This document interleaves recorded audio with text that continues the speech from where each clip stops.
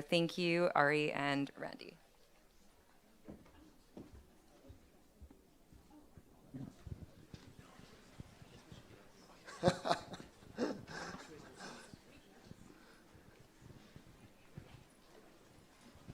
Hi, Hi. how's it going, Ari? I think the first thing we should do, we're going to talk, I guess, a bit about video game IP adapted to film and the experiences that we've had. But before we get into it, it's probably best that we make sure that those of you who don't already know who we are know who we are. So I am grateful to spend some time with you, Ari. Ari, you are a film producer. And I think we've known each other for over a decade now. Oh, yeah. And in addition to being the producer of our Borderlands movie, what's your role at Arad Productions? What's the official title? I think President of Production. President of Production at Arad Productions.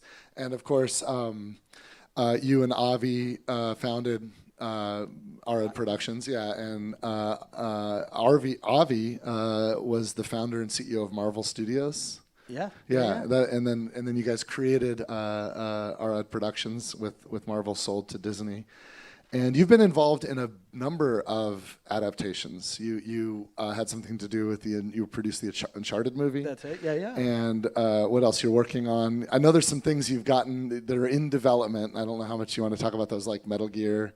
And yeah, I mean, we've been lucky to get the trust of like a bunch of different IP creators. You know, obviously we've been working on some anime and manga adaptations, and some game titles and some things that came from other places. But yeah, and the ones that have come recent adaptations, yeah, Uncharted, Ghost in the Shell. Naturally, I'm going to somehow drop them on stage, but you know, it's stuff I really like in their sort of original format, so it's fun that I get this. My job is to spend even more time with them. yeah, no doubt. And I think that one of the reasons why we came to work with one another on the Borderlands movie is because, you know, you and your dad had great success adapting comic books to film with the Marvel stuff, and you know, your work on Iron Man and the other movies, and the idea that video games are fertile ground and could create a backdrop for even bigger successes once we crack the nut, that thesis excited me. And so I was very, very happy to finally figure that out and get to work with you on this. So Yeah. Ari, you know what you're doing. I don't know if I know what I'm doing, but By the way, I wanted to make sure.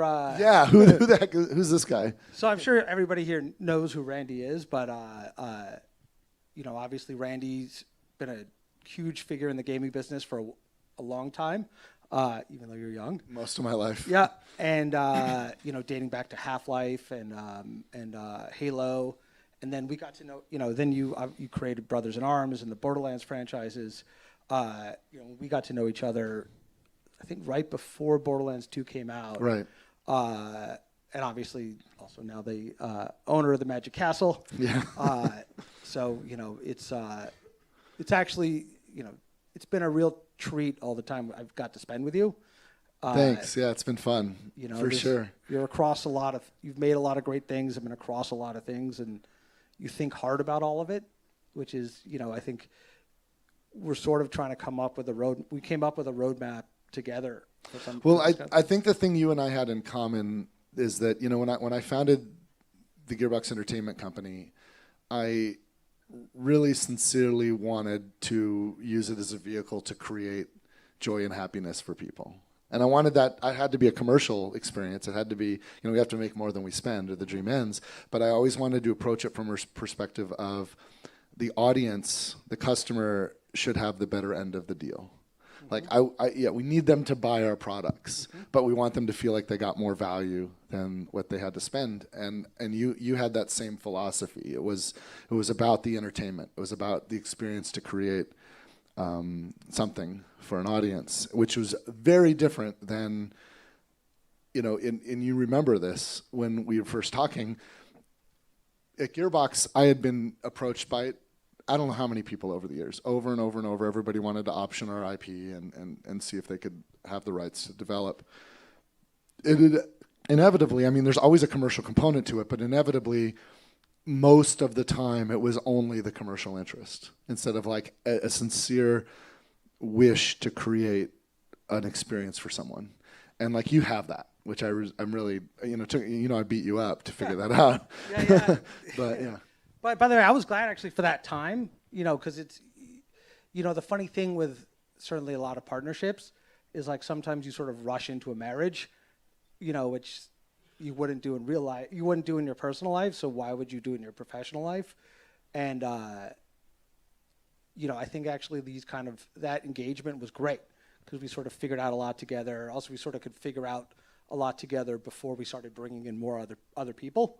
Right. So generally it's not like if we were still working out where we stood on things and how we communicated, then other people now are in the middle of that. But it was nice actually to take the time and build the trust because, nothing ambitious will ever be like without challenges. Right. But if there's trust and if there's agreement on the basics, which I think we had in the first meeting and cemented. I think so. I remember at the end of like that period of time asking you about it. You're just like, I wanted to see how we disagreed. Yes, and I carried that forward. And I think this is probably like the best first takeaway for anyone watching that is either in a position where you are with IP, you own IP, or you're working with IP that you are curious about adapting in motion pictures, or if you're on the motion picture side and you are interested in getting IP from the video games to adapt it, or if you're anywhere around the whole medium and you're curious about how that actually happens. I think the first thing that we discovered that led to our relationship and where there might be value for people watching is getting a little of insight into how we developed that trust with each other and made that commitment to do this project, which, if you think about that, when Ari just mentioned we first met before Borderlands 2 came out, like in 2011. That was 12 years ago. That's how long, in the Borderlands movie is not out until August of next year. I think it's August 8th, right? Yes. Yeah. So like that's a process. They don't all go like that. Some are longer, some are shorter. But that's a process. So there's something there. And I think that first foundational step is one of the reasons why we actually have a movie coming out in August, as opposed to what usually happens, which is there is nothing. What do you think how many more options do you think have been sold than actual films made? Like, what's the ratio of rights being placed and a film actually reaching the customer? Oh, I mean, probably 50 to 1, maybe even lower it's crazy. Odds. Like, yeah. And and the truth is sometimes you hear announcements and you're just hearing the very beginning of an intention. Yeah. But sometimes a good movie doesn't get made when it should, and sometimes it's sometimes you're glad you waited until you really had it, because there's a lot of things that get a movie made, and some of them are sort of contributing to making it what you hoped for, and some of them aren't. And like that's like everything, you gotta, but I agree. I think like a lot of the way I looked at Borderlands, why I got excited early on was, specifically say in game adaptations, I like to play games. Don't play them as much now as I used to, but usually like most games I'll engage with start as a hobby, and then I start like thinking like, oh, could this one be a job? In the sense like, and then I investigate it differently than I would if I'm just playing it for fun. But, a lot of what I think about is, there's a lot of things that make a game good. And some of them are narrative, tone, aesthetic, and gameplay. The first three you can adapt more sort of readily to a linear format. But then obviously gameplay, largely you can't. So, yeah. But Borderlands, I was like, oh, this is such a fun adventure. It's a tone that really I wasn't seeing in games, and I really loved. And just like a narrative style of just, you're not, all that humor made everybody more real, and which is something I really love in movies. or anything. Like I don't know if it's true, but someone once said, James Brooks said there are comedies and there are bad movies. And, I thought that was funny. Like, it's, real life can be hard and funny at the same time. Yeah. No, and I think that's one of the, I mean, certainly it was a conscious decision when we're making the Borderlands games to have a very serious kind of like center line, but whimsy and just joyful playfulness all around that. And that of course creates some opportunity for the film side. But I think this kind of like leads to, I think, what is probably like the second thing that we discovered in this process that could be really useful for anyone that wants to go through this is what are you adapting and how do you adapt it? Because a video game is not a linear experience. A video game is not a movie. And while some percentage of what makes people enjoy and love video game IP are characters and story and universe, things that are more easily adaptable to a linear medium, there are also parts of the experience that are about a sense of accomplishment, a sense of gratification, overcoming challenges, the skill tests and the mind tests that we put our players through that are designed to create a feeling and an experience that's part of why that video game is what it is. It's a narrative element too. It is, and it can be. And figuring out how to pull from that and present that in a way that fits with a story in the linear medium is a very, very difficult challenge. And I think it's one of the reasons why it took a while for Hollywood to figure out how to actually deliver a good adaptation. I bet you've watched every adaptation. Most of them. What are some of your favorites? Where do you think they've done it the best, or maybe recent you mean ones? From game ones? Yeah, game adaptations to films. Obviously, Last of Us was very exciting. I really enjoyed the Super Mario one. Like, it felt like it. And the Super Mario one felt authentic to us that grew up with Mario and loved Mario. It felt right. That's interesting, right? Yeah, that's exactly. And some of it's truly a sniff test. It's just, I think if you're coming at it not being like, oh, what do all the other fans want? But, hey, I'm a fan. I like this. What excited me about it? Won't always get you there, but it's, I think, generally always the right place to start. So you're like, yeah, it felt like a Super Mario story. Because there's been 100 Super Mario games that are all different and great. So they picked a line, and it felt right, I remember we were talking about, one of the things that I noticed that in the film that I think really is an example of the hard stuff people don't, when we play a Mario game, we are oftentimes tested with the skill of running and jumping, and there's a lot of learning through failure. Where if we don't get the jump just right, we'll fall down into the hole and lose a life. And the game is designed with the expectation that we will lose lives and we will gain lives along the way. And that each life lost is sort of a failure in the skill test, but a lesson so that we are more likely to complete it next time. And all of those feelings, all of that experience of that part of what makes Mario great is on the surface a very difficult thing to try to represent in a film. But the way these filmmakers chose to do that and approach it was almost like why it works when we watch a Twitch streamer, right? We got to see Princess Peach crush a set, right? She was jumping around and she just nailed it. And then we watched Mario attempt it, and he didn't quite make it the first time. And he was, struggling, but pulling some of it off. And through the character, because the character was feeling what we typically feel as players when we're trying to succeed at those skill tests. Well, we get to feel it empathetically through the character, which is what films do best. And by them embracing that, and just as ridiculous as it is to have that with the blocks and the runs and all, like why is that even in this universe? Yet there it is, and Peach crushed it, and Mario couldn't quite do it, but learned something about how to do it. And had confidence to go forward. We felt it through the characters. We felt that skill test through the characters. And that, I think that's like an example of that nutcrack. Now, we didn't have the Super Mario Brothers movie as an example when we started on the Borderlands project. I think what I remember is one of the best examples that I saw was the adaptation of Lego into the movie, and we talked about this a lot. Yeah.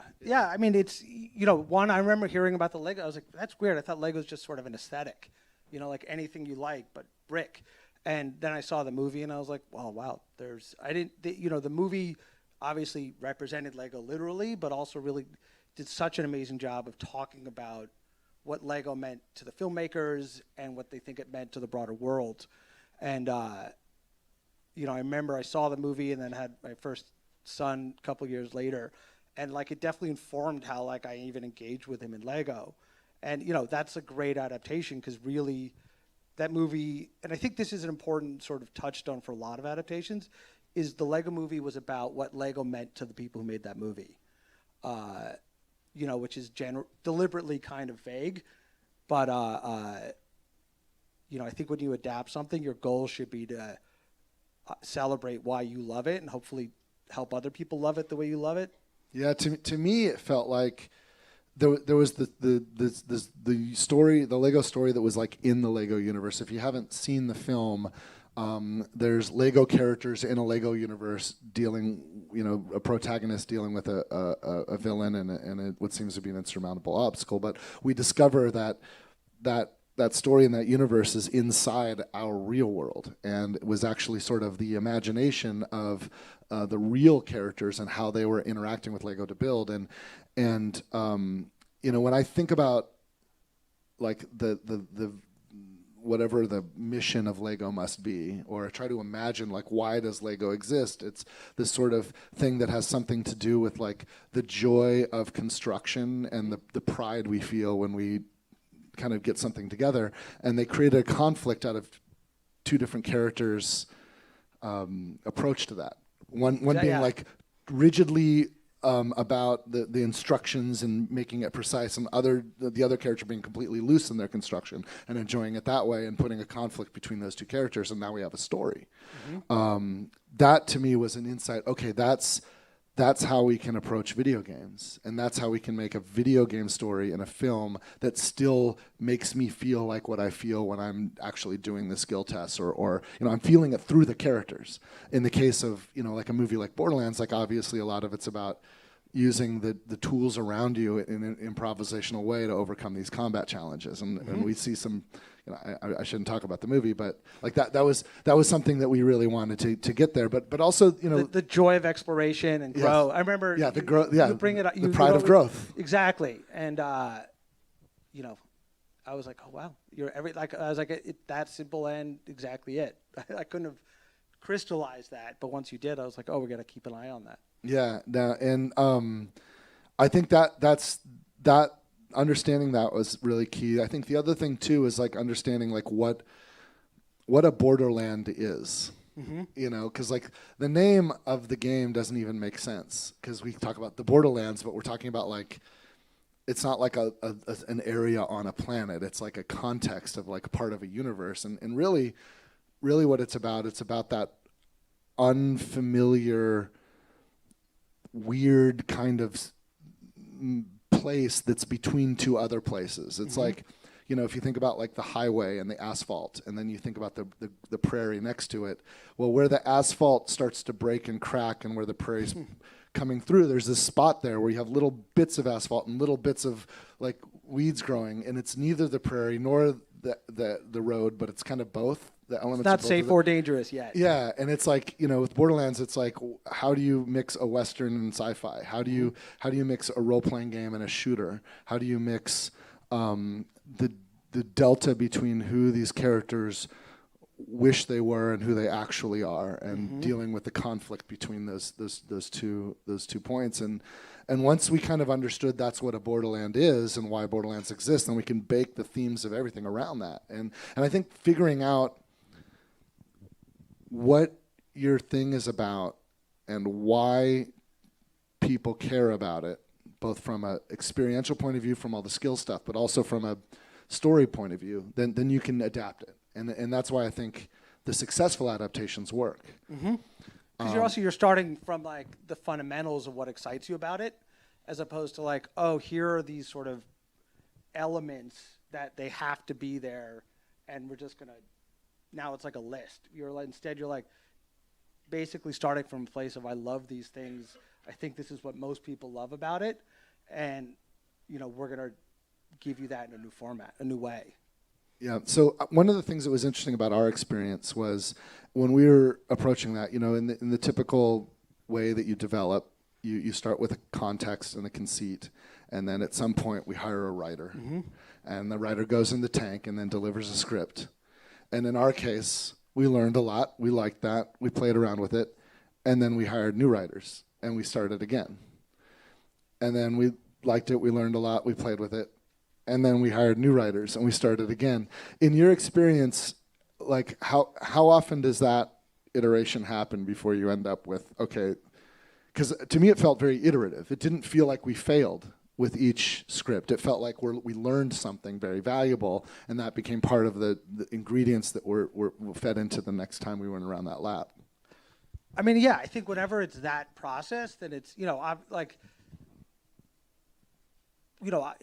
I'm counting on is like, obviously it's different for the producer than it is for the writer in those scenarios. Of course. But like, I agree with you. Like, when you're using it best, you are sort of steadily learning, and I try whenever you're making that kind of transition to like make sure I stop and reflect, be like, what can I do to also make sure we're not going to at least repeat the same sort of mistake coming out of me.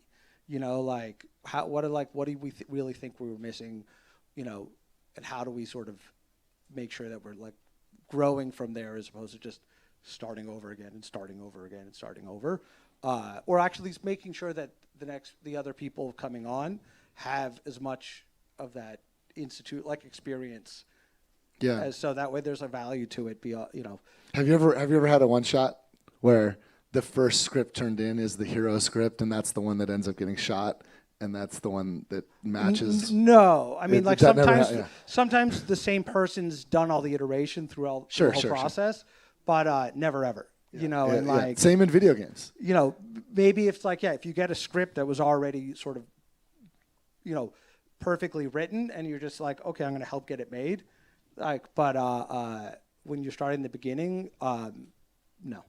Which is, fine, I think. In video games, it's the same way. I think the closest we ever came was our very first product, Half-Life Opposing Force, where what we made was, I think, within 5% of my first design document that I wrote for that game, which is, that never happens. Oh, yeah. I think the only reason why it happened is because we had 7 months. Yeah, there you go. That always, there's nothing like pressure. Who said in order to accomplish something great, you need a plan and not enough time? Yeah, exactly. The moment you can stop and think about it, things, you can't help it. But that actually is wild. But I mean, I do think, but I think through the process, when that can go well, is you're keeping an eye on really what you're trying to achieve. And it may not be the same story you're planning, the same, all the same elements, but the experience you want people to get, you got to make sure you keep an eye on, because it's, there's so many smart, persuasive people, and I found myself having to remember, like, no, like that's not why we set out on this journey. But the way you render that really can change more than I realized it did when I was younger. So here's another question. I've got a few things in development, and I did some small things before this, but obviously Borderlands is the biggest film I've ever been a part of. And we've been fortunate enough to, like, literally from the first conversation to now, like, lockstep, cradle to grave, every step of the way, living together in Budapest for the better part of the pandemic, shooting principal photography, like everything. Is that common where you have on the IP side and on the production side that cradle to grave relationship, or is that rare? Like how, like in your experience, how does that go? I mean, it probably errs on the side of more rare, not by like, in general, not because I wouldn't want that with the other partners I have. I sort of felt lucky that you could, I think probably even COVID helped facilitate that, because, I'm lucky to work on IP that is super successful. And generally, the people behind that IP are really busy making it super successful. Yeah, COVID actually That's was what the I only, meant, like- yeah, because it forced my company. We learned very quickly how to work remote. Yeah. So now I could do most of my job from anywhere in the world, and then also shooting in Budapest. Yeah. So I was able to get up early in the morning and work an entire day on the set, and then go to my apartment and then work an entire day at Gearbox because of the time difference. So I was, getting to work 2 days a day and pulled that off. But I wish it would happen, honestly, because like I said, like there's a lot of insight like we can get from them. And generally, the less involvement always emanated from just, there was one game I was working on, and I would talk to the creative director a lot, and the person managing the game was just like, you need to let them concentrate on making the game,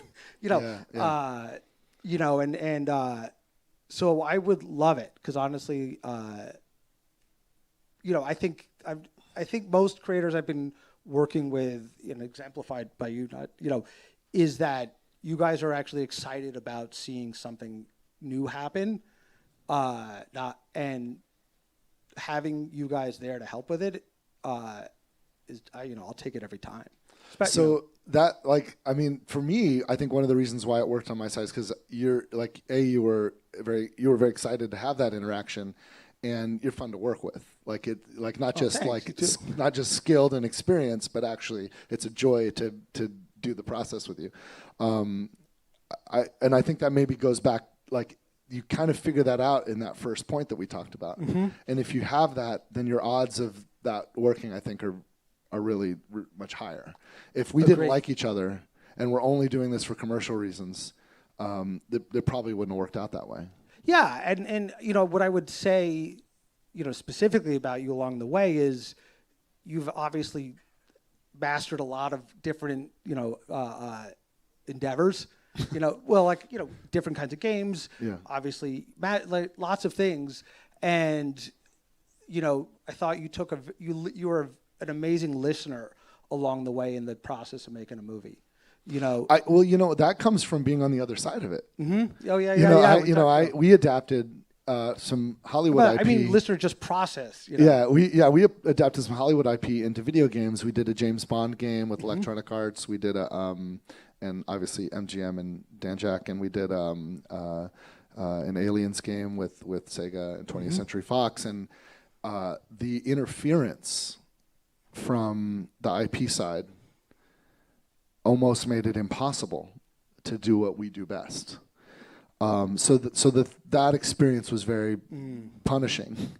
And so I wanted to be the opposite. If I'm now the IP holder, I wanted to make it as easy as possible. I want to be a resource. I want to whatever access you need, supply, anything, but not presuming that I know how to make a movie better than, you made Iron Man, dude. That's one of my favorite movies of all time. Well, I don't. I'm literally hundreds of people at Gearbox. All of them are better at their jobs than I would be, and we all work on the games together. But we're in these positions of some amount of responsibility and authority to kind of herd all that capability and drive it towards an outcome, and that I think is what the roles of producers are. Yeah. Obviously in the context of that, but I mean, you've been involved in some really astonishing things, and how on earth could I presume that I would know better than you, even though I know my IP better? You know the medium. Yeah, and by the way, that's why, in the wake of that, I've tried to take the attitude of inviting any of my partners in, because obviously until you've made a movie, there's no way you're going to know how to make one.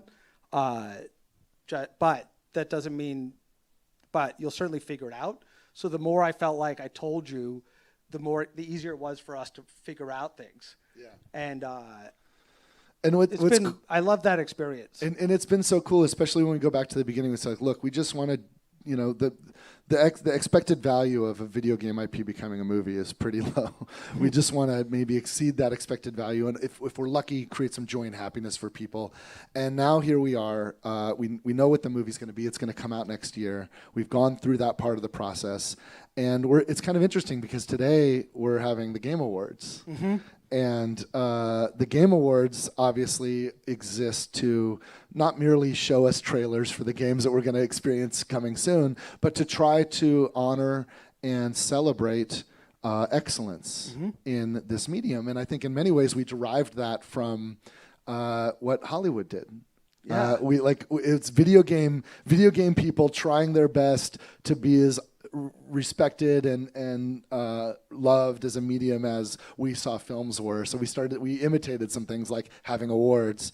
And now here we are, I think. Yeah, 100 million people. Tonight, Keely's going to likely get like over 100 million viewers, like 5x or more than what the Oscars will get, how does that feel from your perspective?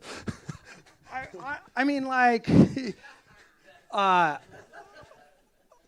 lucky enough to sort of have like a foot in, obviously way more of a foot in film, but like, I think it's fantastic, honestly. Like, the more people, I don't think like none of those viewers like are people who like were taken from the Oscar telecast. Like, the idea that there's all these people supporting is fantastic. And the more award shows people like, the more other ones people are going to watch. And, I think I remember hearing it like in college, like best version of competition is you get reminded that you could get better. Yes. So like maybe there are lessons we could take. We definitely can, and we're going to take them tonight. And I know that you're going to watch the Game Awards tonight, and I'm going to watch the Game Awards tonight, and because I know you're a gamer just like me, and it's going to be an awesome time. So I hope everybody that's nominated feels good about the outcomes. Not only one of you will in each category, but we're excited about that, and I hope you enjoyed this time that Ari and I spent together and got something out of it. Thanks, everybody. Thank you.